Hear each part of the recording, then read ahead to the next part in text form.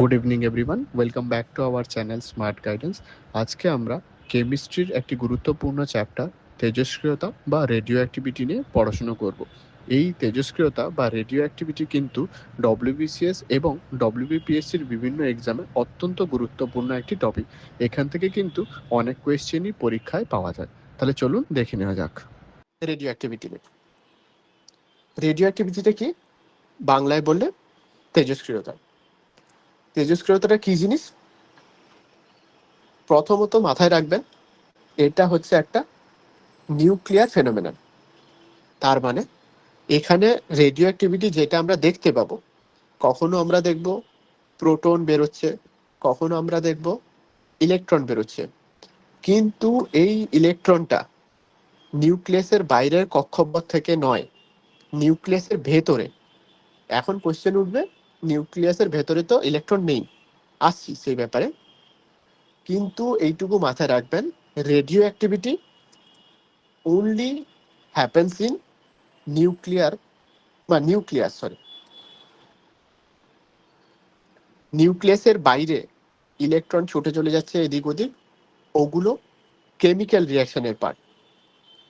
Electron যখন nucleus থেকে বাইরে যাবে, সেটা হচ্ছে রেডিও অ্যাক্টিভিটি। প্রথমত বললাম রেডিও অ্যাক্টিভিটিটা তাহলে কি? Nuclear phenomenon. যাই হবে কমপ্লিটলি নিউক্লিয়াসের ভেতরে হবে। এবং রেডিও অ্যাক্টিভিটি একটা প্রপার্টি। সেই প্রপার্টিটা কি?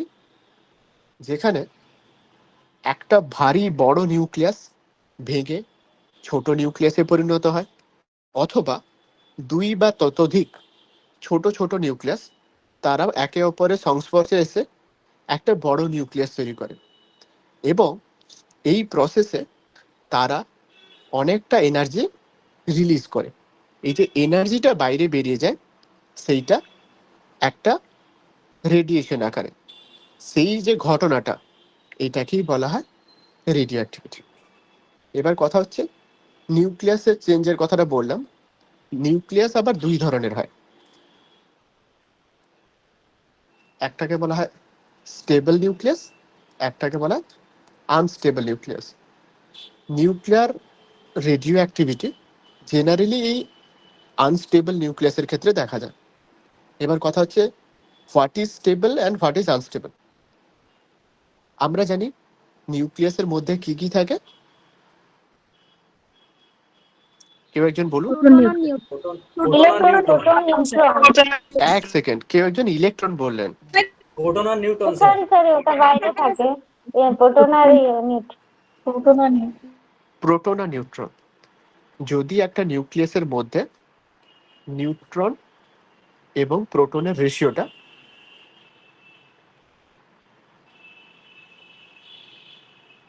1 থেকে 1.5 এর মধ্যে থাকে, তখন আমরা তাকে বলছি stable nucleus.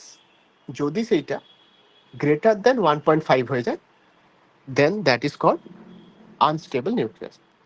Most of the cases unstable nucleus তারাই নিউক্লিয়ার রেডিও অ্যাক্টিভিটি শো করে।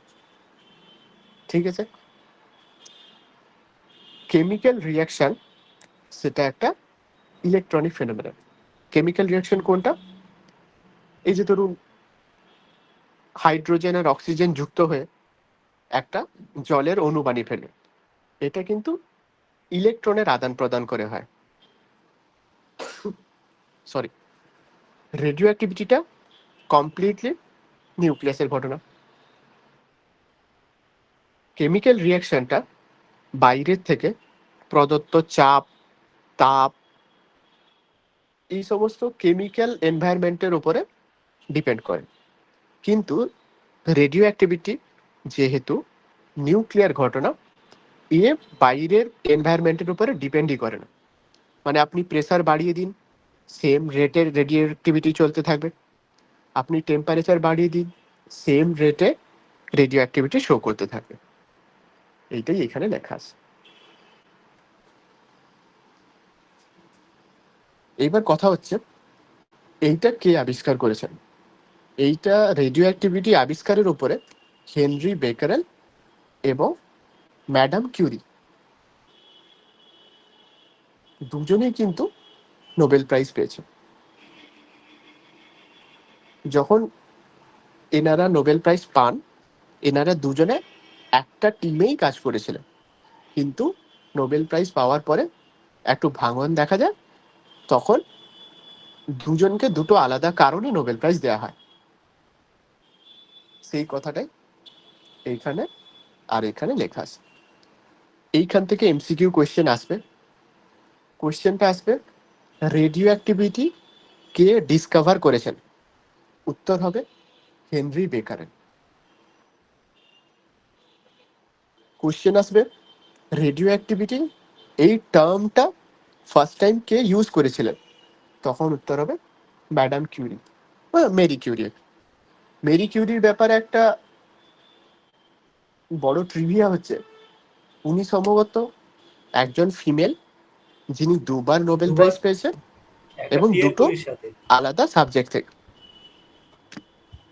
এবার যে এইটার ব্যাপারে ডিটেলসে জানেন তিনি বলুন কোন কোন সাবজেক্টের থেকে কি কি আবিষ্কারের কারণ।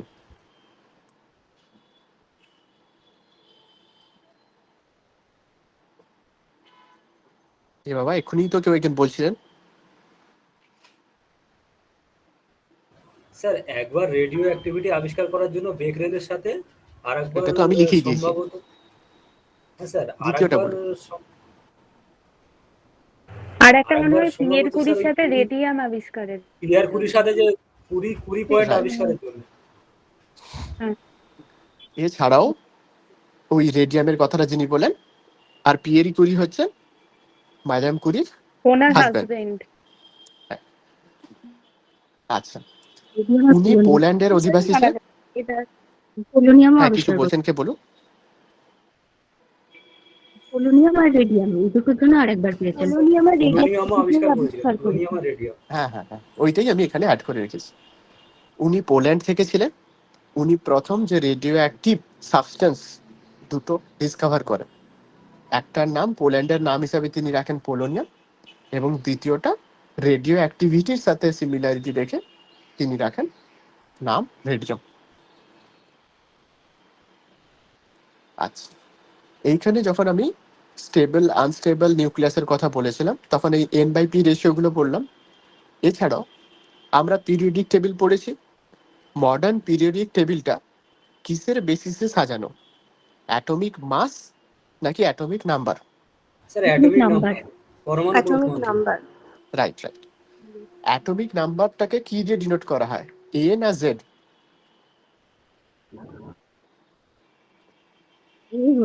স্যার এ দিয়ে, জেড হচ্ছে ভর সংখ্যা। জেড দিয়ে স্যার, পারমাণবিক সংখ্যা জেড। অ্যাটমিক নাম্বার হতে পারে, তবে এ দিয়ে বলা হয় না। এ দিয়ে বলা হয় মাস নাম্বার বা ভর সংখ্যা।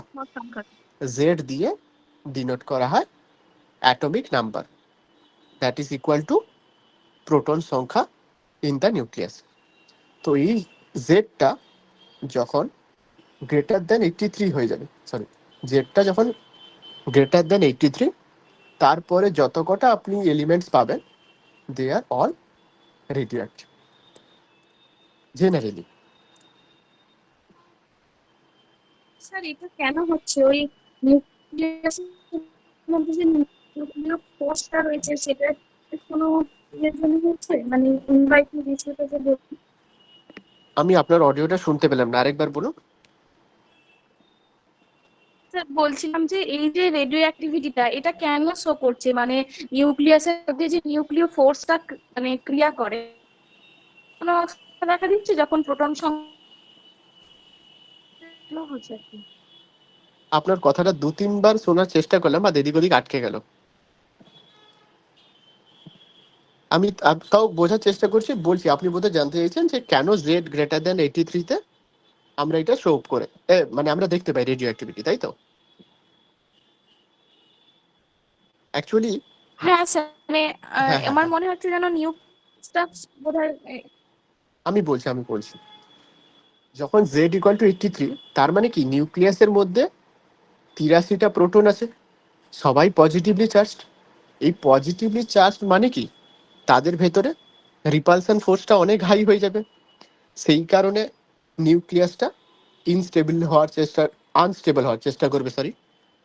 এছাড়া নিউক্লিয়ার ফোর্স আছে, সেটাকে আমরা বলি স্ট্রং ফোর্স। সেই ফোর্সটাও ওই যে জিনিসটা নিজেদের মধ্যে রিপালশন ফোর্স, তাকে আটকাতে পারবে না।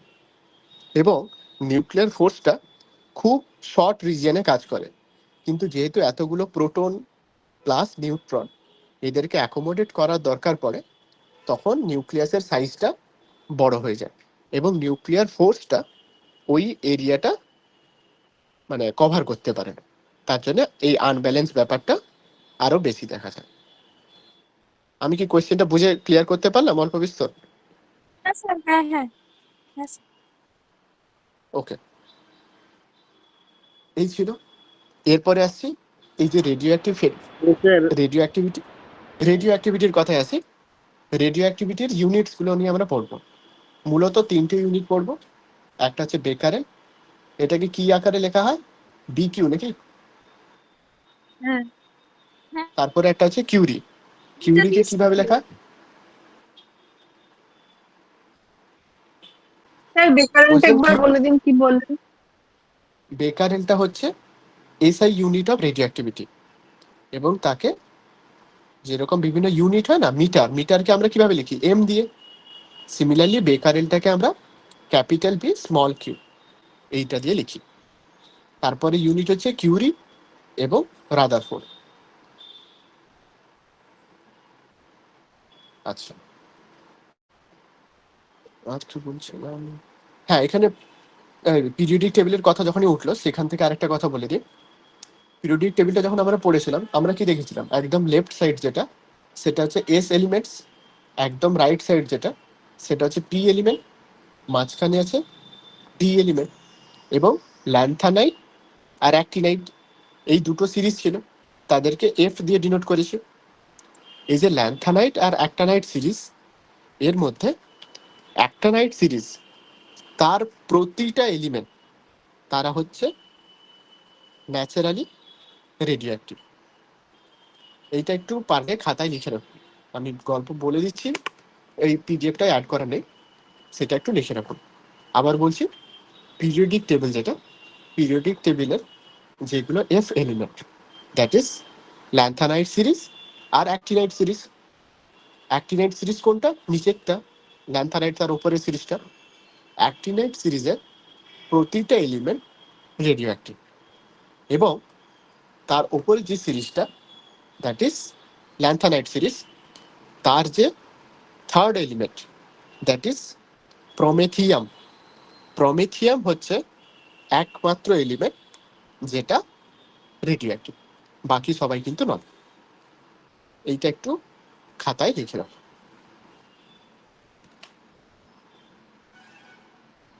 স্যার আর একবার একটু বলুন। পিরিয়ডিক টেবিল পড়েছেন? পিরিয়ডিক টেবিলের এফ ব্লক এলিমেন্টস গুলো কি কি ছিল? Lanthanide series, actinide series. Actinide সিরিজের প্রতিটা এলিমেন্ট সেইটা হচ্ছে রেডিও অ্যাক্টিভ। ল্যান্থানাইট সিরিজের থার্ড এলিমেন্ট, তার নাম প্রমেথিয়াম, সেইটা বাদে আর কেউ রেডিও অ্যাক্টিভ নয়।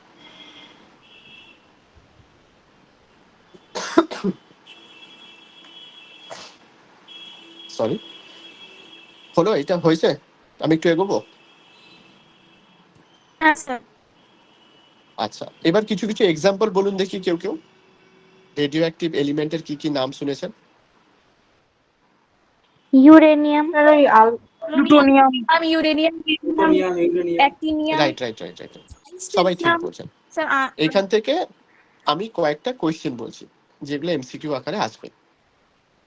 আমাকে বলুন প্রথমে, লাইটেস্ট রেডিও অ্যাক্টিভ মেটেরিয়াল কি? আমি এখানে লিখছি লাইটেস্ট Lightest. হাইড্রোজেন, ট্রাইটানিয়াম স্যার, ট্রাইটাম। ট্রিসিয়াম বলে। সরি আমি সরি, যে যেভাবে ট্রিটিয়াম, বলে, ট্রিসিয়াম বলো, ট্রিটিয়াম বলো, যাই খুশি বলো। এইটা H1 যেটা হবে, হ্যাঁ সরি, H1 যেটা আর কি। কি বলছেন? হাইড্রোজেনের 3টে ইয়ে আছে না, হ্যাঁ হ্যাঁ H1 আর H13, ওই H13 কি ট্রিটিয়াম, আর রাইট H12 রাইট, টাকে ওইটাই আমি P2O বা লিখেছি। ভারী জল বলা হয়। না না না, ওইটা যেই জলের অণুতে হাইড্রোজেন আকারে থাকে, তাকে ভারী জল বলে, ওটাকে শুধু ডয়টেরিয়াম বলে। এইখানে একটা এমসিকিউ কোয়েশ্চেন আমি বলছি, সবাই একবার মাথায় রাখুন। লাইটেস্ট রেডিও অ্যাক্টিভ মেটেরিয়াল উদাহরণের নাম কি? ট্রিটিয়াম, ট্রিসিয়াম, যে যেভাবে খুশি বলে, তার সংকেতটা কি? H13 বলো। আচ্ছা, আরেকটা এটা কোয়েশ্চেন আছে। আরেকবার বলুন sir, lightest radio activity material আরেকবার বলুন। লাইটেস্ট রেডিও অ্যাক্টিভ মেটেরিয়াল, তার নাম ট্রিটিয়াম বা ট্রিসিয়াম। এইটা হচ্ছে স্পেলিং। ওকে,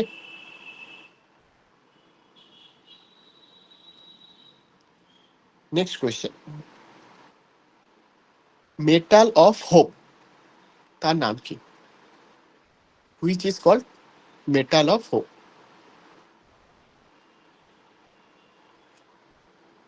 বলুন কেউ একজন, কি জানেন? Sir radium. আচ্ছা, আর কেউ ট্রাই করবেন?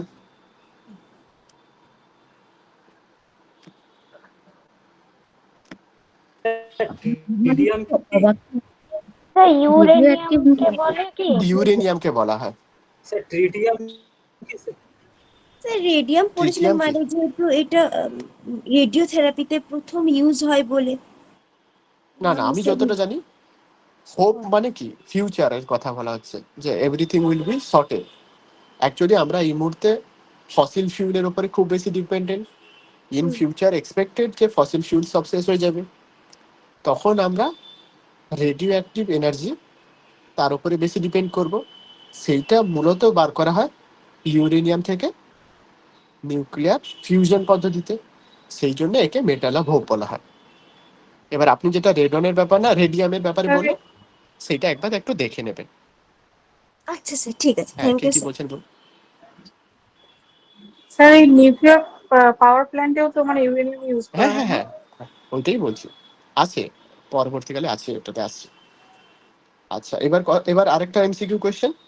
ভারতে সব থেকে বেশি কি, কোন রেডিও অ্যাক্টিভ মেটেরিয়ালটা পাওয়া যায়? Thorium monazite. জিওগ্রাফির কোয়েশ্চেন, সায়েন্সে আসতে পারে। ইউরেনিয়ামটাই স্যার থোরিয়াম মোনাজাইট আসামের, স্যার। সরি ঝাড়খণ্ডের ওই জাদুঘোড়া। যদুগোড়া। ওটা ইউরেনিয়াম মাইন, যদুপুরা ঝাড়খণ্ডে। মাইন্স ঠিক, যদুঘোড়া ওটা ঝাড়খণ্ডে ইউরেনিয়াম মাইন, ইউরেনিয়াম। কিন্তু সব থেকে বেশি বোধহয় থোরিয়াম পাওয়া যায়। থোরিয়াম আর মোনাজাইট কেরালায় sir. Sodium sir lithium. Right, হ্যাঁ কেরালা কোস্টে। হ্যাঁ কেরালা হ্যাঁ কোস্টের যে কেরালা বালি আছে তার মধ্যে মূলত পাওয়া যায় মোনাজাইট। স্যার মোনাজাইটটা কিন্তু থোরিয়ামের ওর আকরিক, সেইটা যেরকম উঠলোই, তাহলে এবার বলুন ইউরেনিয়ামের আকরিক কি? Sir pitchblende. রাইট। এইগুলো সব মানে মেশানো টপিক, ঠিক আছে, এইখানে পড়ানো চলছে বলে আমি দু একটা নাম বলে দিচ্ছি। এছাড়াও আবার পরবর্তীকালে যখন মেটালার্জি পড়ানো হবে, তখন ওখানে কিন্তু এই ওর মানে আকরিক, খনিজ এটসেট্রা এটসেট্রা থাকবে। বলছি স্যার, আরো, আমার একটা হ্যাঁ বলুন।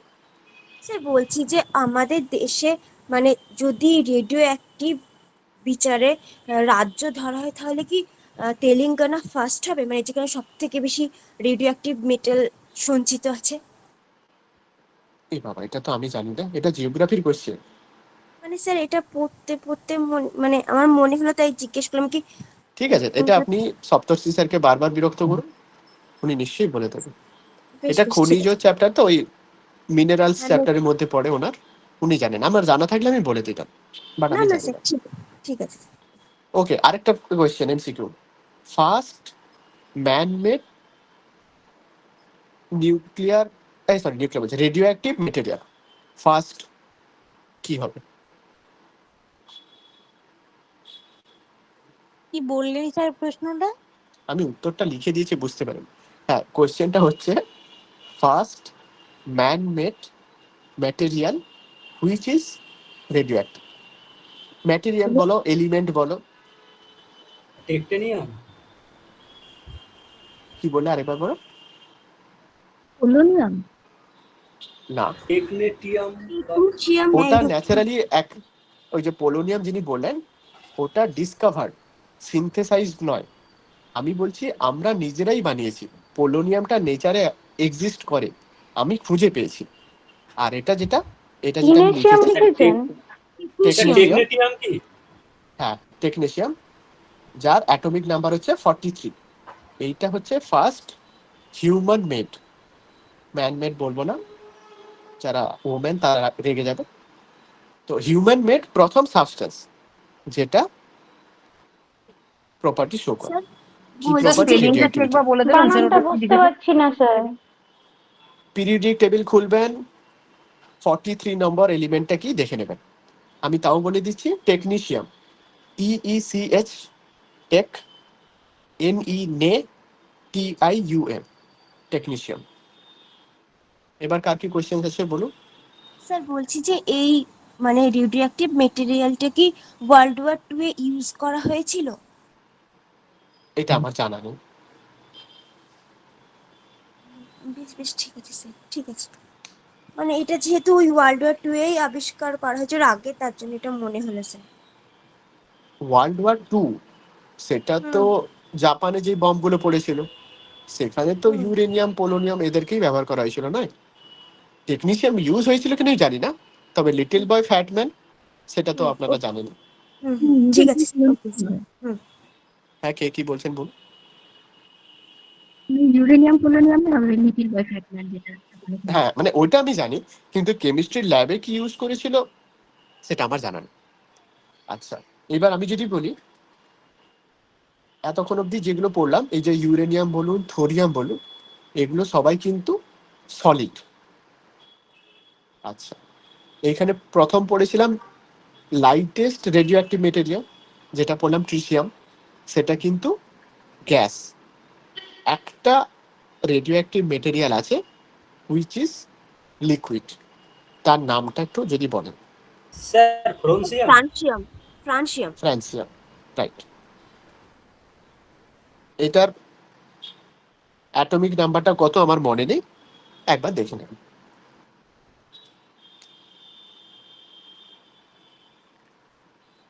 স্যার এটা কি ন্যাচারালি পাওয়া যায় না সিনথেসাইজ? সিনথেসাইজড।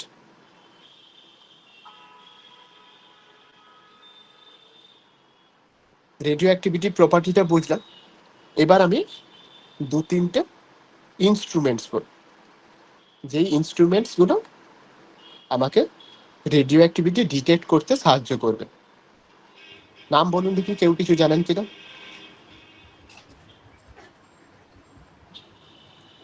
একটা স্যার হচ্ছে, মডারেটর কি? না না না, carbon dating GM sir. Counter.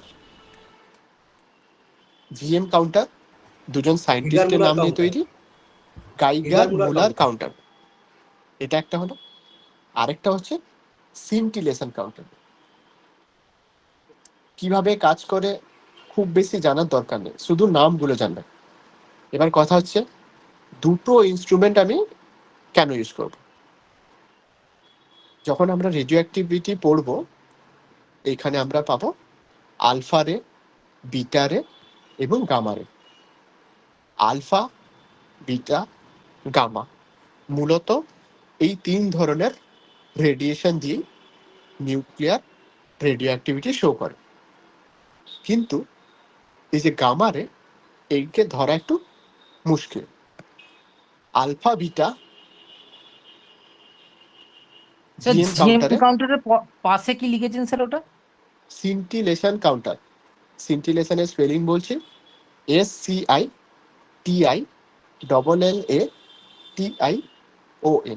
সিনটিলেশন। Basically উজ্জ্বলতার সাথে রিলেটেড।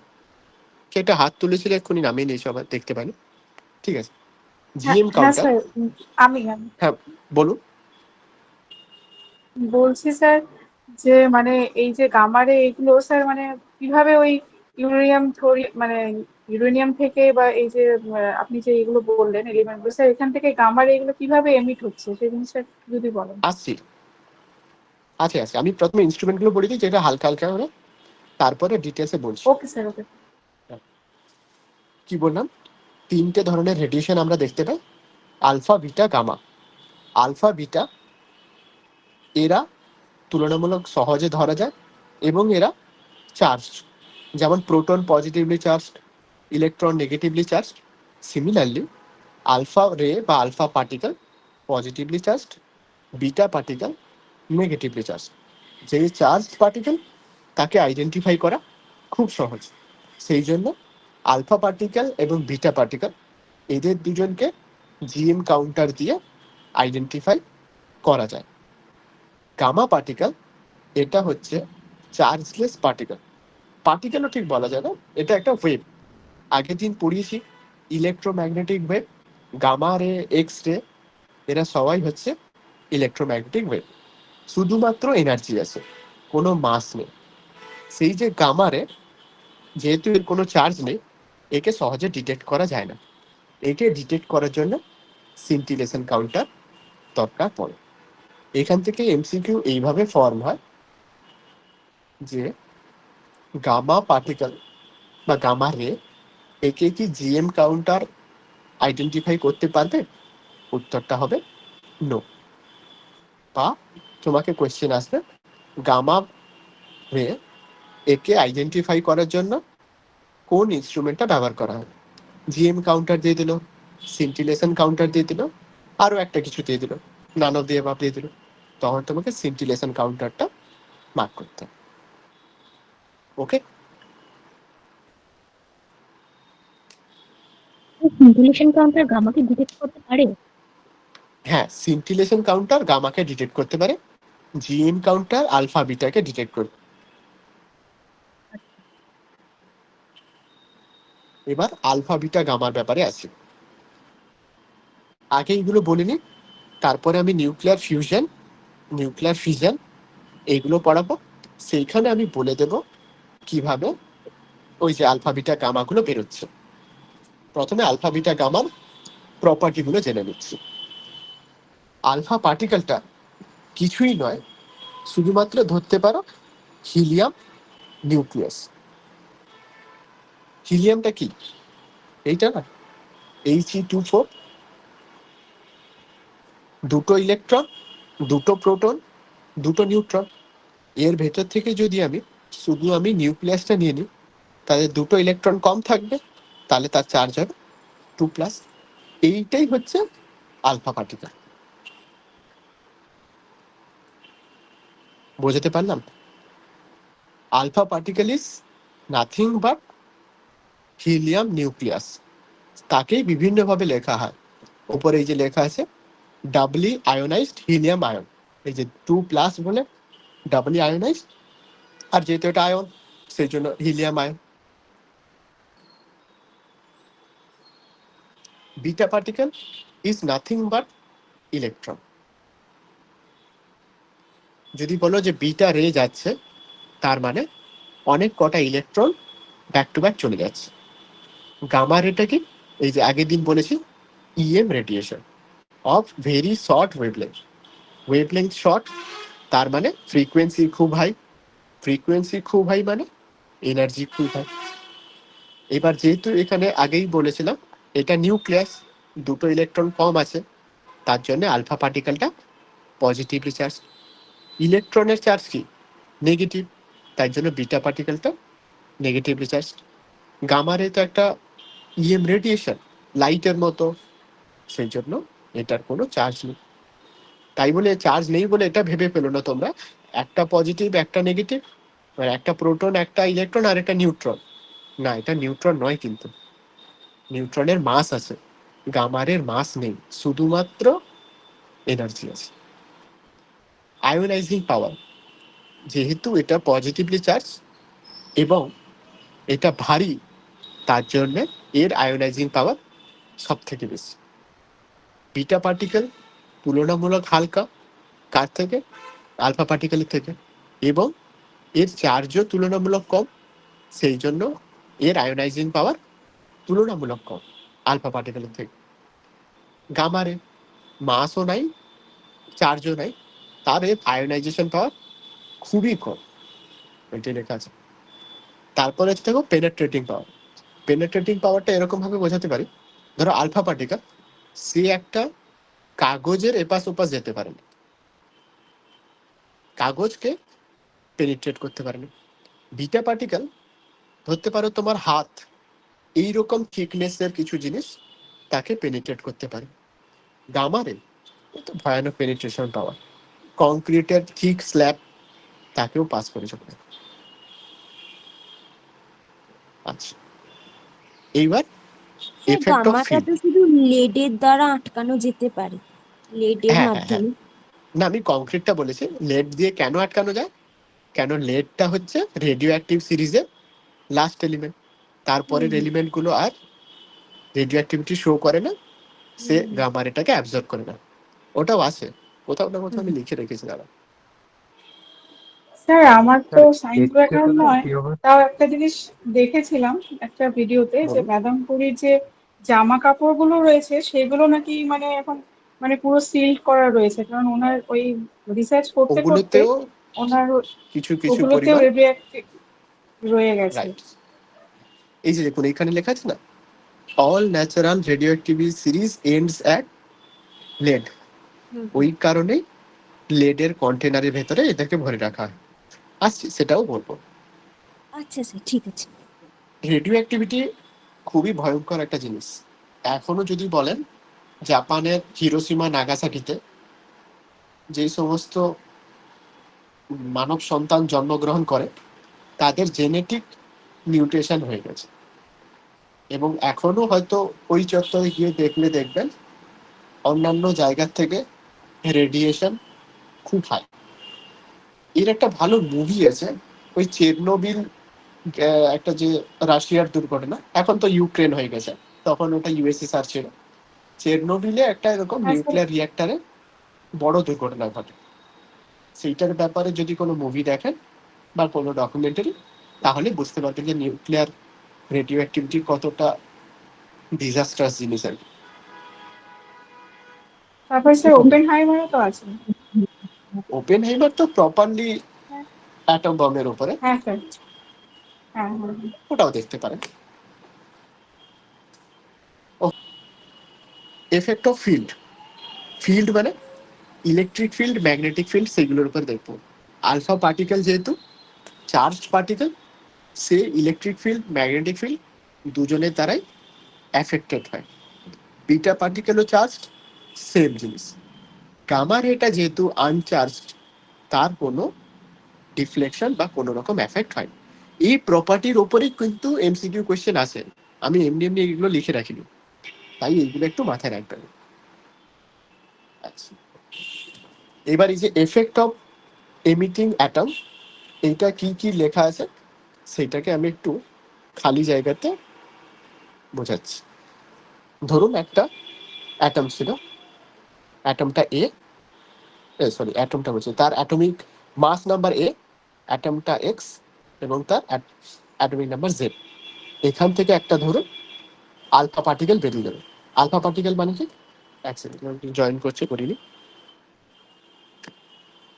হ্যাঁ, আলফা পার্টিকেলটা কি বললাম, একটা হিলিয়াম নিউক্লিয়াস।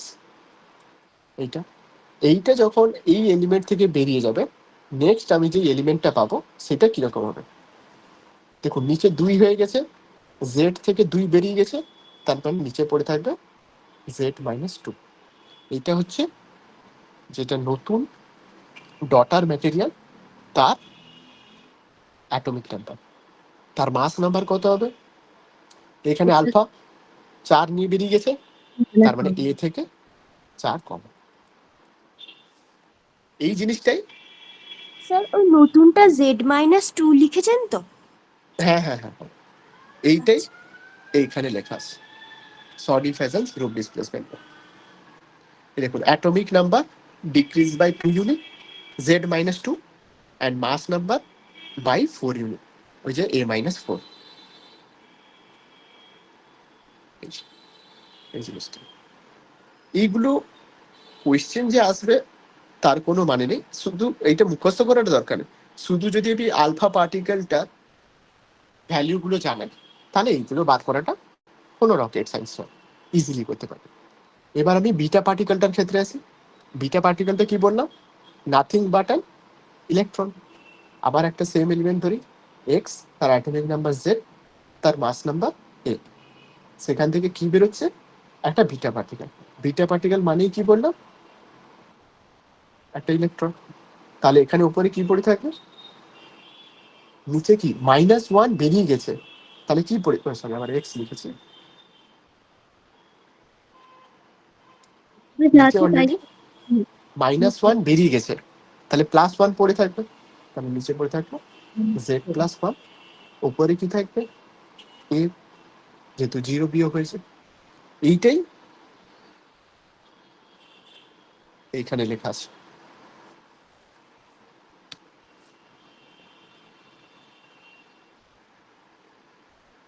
হলো? এবার গামারের কথা আছে।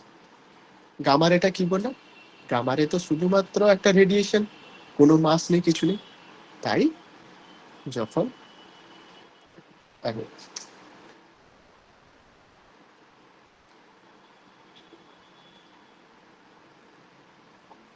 গামারে বেরিয়ে গেলেও তার কিছু চেঞ্জ হয় না, চেঞ্জ হয় তার এনার্জি লেভেল, শুধুমাত্র এনার্জি বেরিয়ে গেছে, ইলেকট্রন, প্রোটন, নিউট্রন কোনো সংখ্যাতেই কিছু চেঞ্জেস হয় না। এইবার আমি বলেছিলাম যে রেডিও অ্যাক্টিভিটি সেগুলো কিন্তু নিউক্লিয়ার ম্যাটেরিয়াল, তখন আপনারা কোশ্চেন করেছিলেন কিভাবে কি হলো, বুঝলাম না। আমি বলেছিলাম যে এই যে দেখুন বিটাটা আমি কি লিখেছি, ইলেকট্রন।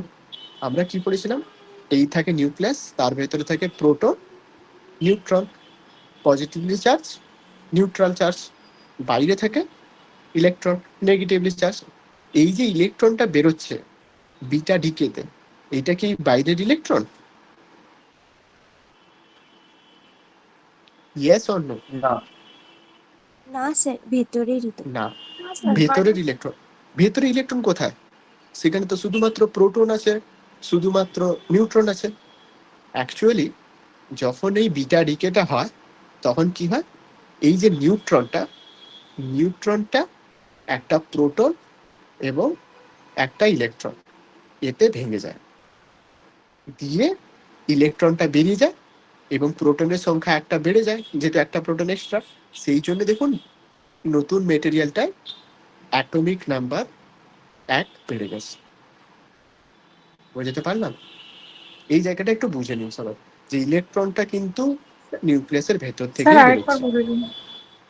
কে বুঝতে পেরেছেন এবার বলুন। স্যার বলছিলাম তাহলে তো নিউট্রনটা কমে যাচ্ছে একটা। হ্যাঁ, নিউট্রন তো কমেছে। এই জায়গাটা কে বুঝতে পেরেছেন বলুন, নিউক্লিয়াসের ভেতরের ইলেকট্রন কোথা থেকে এলো, যে বুঝতে পেরেছেন সে একটু এক্সপ্লেন করুন। নিউক্লিয়াসে আচ্ছা শোনা যাচ্ছে? একদম ক্লিয়ার।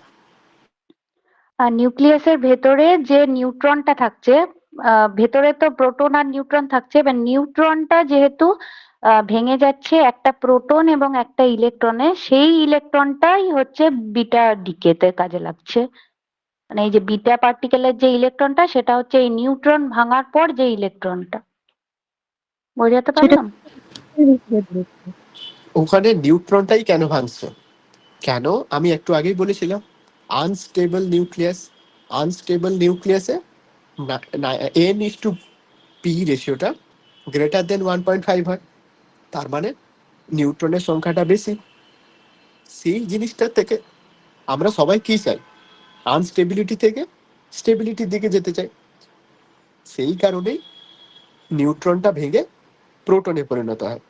নিউট্রন ভেঙে প্রোটন হচ্ছে, তার মানে কি হচ্ছে, লব কমছে, হর বাড়ছে, মানে ভগ্নাংশটা আরো 1.5 থেকে 1-এর দিকে আসছে। সেই কারণেই এই ঘটনাটা ঘটে। এই ঘটনার বাই প্রোডাক্ট হচ্ছে প্রোডাকশন অফ দ্যাট ইলেকট্রন। এই ইলেকট্রনটাই বিটা পার্টিকেল রূপে বাইরে বেরিয়েছে। ভেতরে অনেক হিস্ট্রি আছে, এত জানতে গেলে ডব্লিউবিসিএস উঠে যাবে। সেই জন্য এইটুকুই বুঝুন। এই ব্যাপারটা কি সবার ক্লিয়ার হয়েছে? কারো কিছু কোয়ারি থাকলে করে নিন। স্যার বলছিলাম আনস্টেবল তার মানে মানে মাদার এক এক যে করে এলিমেন্ট, হ্যাঁ বলুন।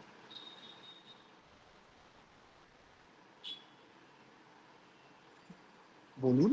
স্যার ওই মানে নিউক্লিয়াসটা ভাঙার পরে ইলেকট্রনটা বেরিয়ে আসছে, তারপরে স্যার ওই গামা নিউক্লিয়াস রে ভাঙেনি, এগুলো বেরোচ্ছে। নিউট্রন। না নিউক্লিয়াস না, নিউট্রন, সরি নিউট্রন। স্যার তার মানে তারপরে মাদার স্যার মানে এলিমেন্ট বলে নাও, তারপর আমি বলছি।